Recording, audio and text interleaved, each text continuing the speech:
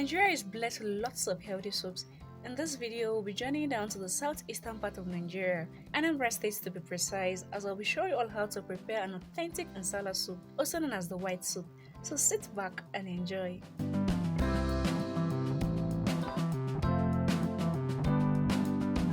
The full ingredient I'll be using will be in the description box, so please do ensure you check it out.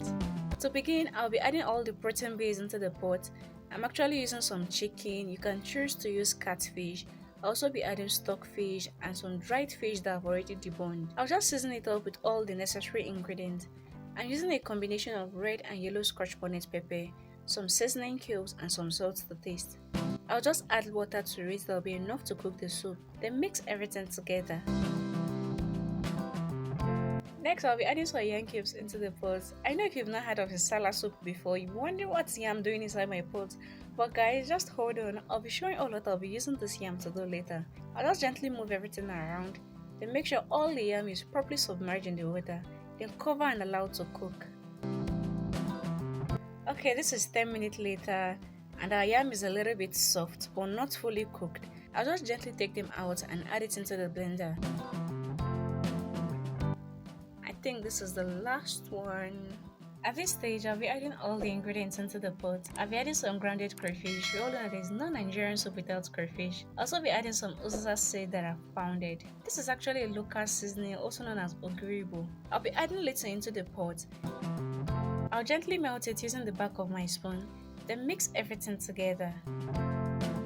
I'll just cover the pot and allow it to cook while I go ahead and blend the yam. I actually added little water to it to aid the blending process. I'll be blending it till I have a slightly runny consistency.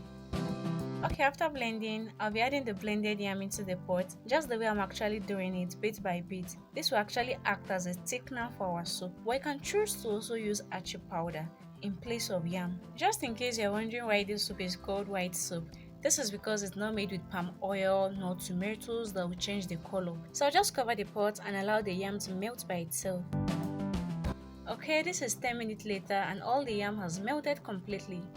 Finally, I'll be adding some utazi leaf, just little of it. You need to be very careful with utazi leaf whenever you want to add it into your soup because it has this bitter taste. I'll also be adding some dried Uziza leaf. I don't have the fresh ones, but you can use the fresh ones if that's what you have. I'll just mix everything together.